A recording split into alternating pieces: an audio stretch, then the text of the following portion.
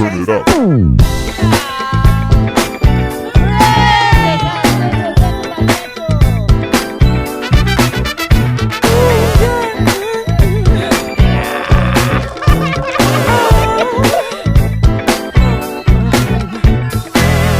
Ran up just the other day. Did you think that I might turn my back and run away? Aga, congratulations on your wedding day. Thank you, Mama. Not every day. Welcome. I would, but can I take a leap with you? Take a leap with you now. When it's rocky, I'll make it smooth. I'll make it smooth. If there's room for two, take a leap with you now. Oh, yeah, I wanna know. Can we get any higher?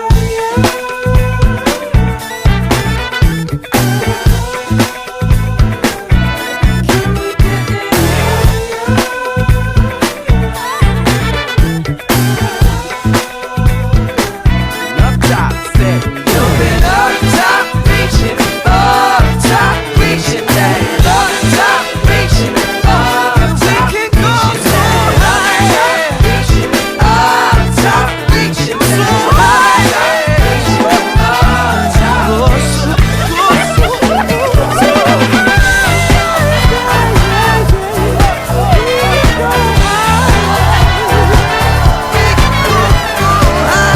Hi, congratulations. Best wishes. Congrats.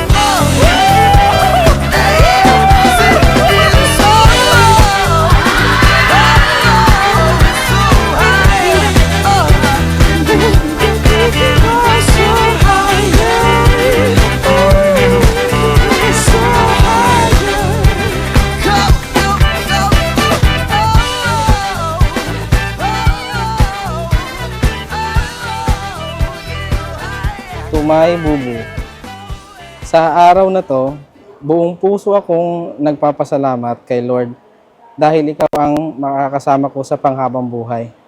Ikaw ang naging best friend ko, ikaw ang naging sandalan ko at tagbigay ng kahulugan sa bawat araw.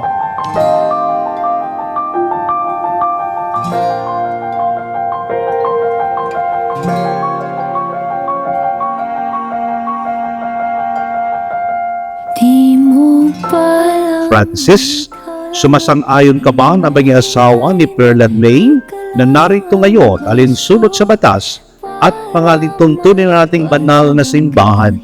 Opo, Father. Kalabog ng puso ko'y rinig hanggang sa kabilang kanto. At isang tanong mo lang wala. Francis, I never saw you coming the day we first met. Kuya pa nga ang tawag ko sa'yo during our hiking days. And yet, here you are, sa harap ng altar, kasama ka, making me the happiest girl every single day.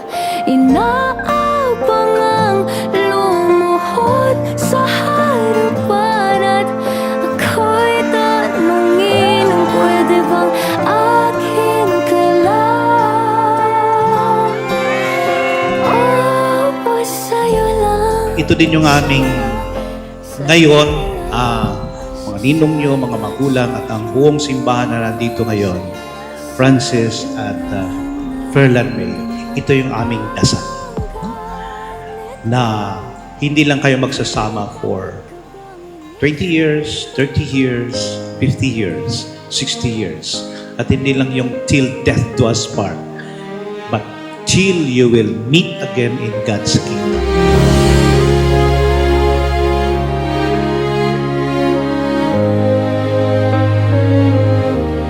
Sa unang sulyap sa iyong mukha'y alam ko agad na kailangan ng pamagat.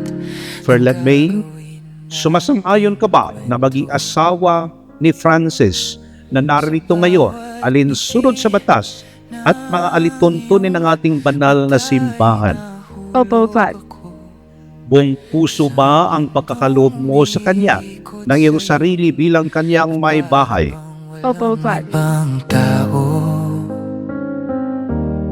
sana'y samahan mo akong kulayan. Si May sobrang maalaga, siya yung siya yung pinaka moderator na pag medyo may mali ako, siya yung nagtatama sa akin.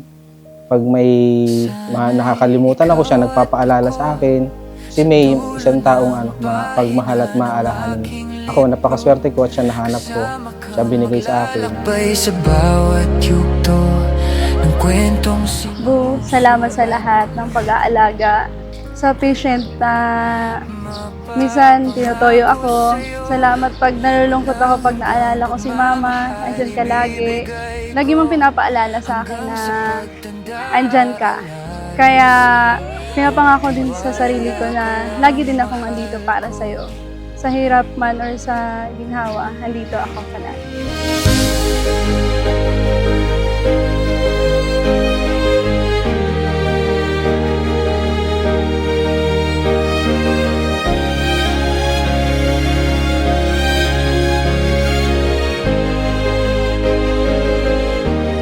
Sa bawat saya mong dala, napapatanong na ako kung totoo bang lahat ng ito. From day one until now, as we pray the Lord, your effort and love have never changed. That is what I love the most about you. I may not be a perfect wife, and I cannot promise to love you perfectly all the time. May mga problema, mang darating sa atin, pipiliin ka palagi. And I promise to choose you over and over and love you always. Na ikaw at ako sa dulo ng pahina ng aking libro, kasama kang maglalakbay sa bawat yugto ng kwentong sinusulat ko. Mapapangako sa'yo, walang Nangangako akong mamahalin ka, hindi lamang sa mga masasayang sandali, kundi pati na rin sa mga pagsubok ng ating haharapin. Nirerespeto kita, pakikinggan at susuportahan sa iyong mga pangarap sa buhay. Pipiliin kita sa araw-araw. Tagal hinintay ang araw na to, na makita kang naglalakad at patungo ng altar. Dala ang ating pangako na tayo hanggang dulo.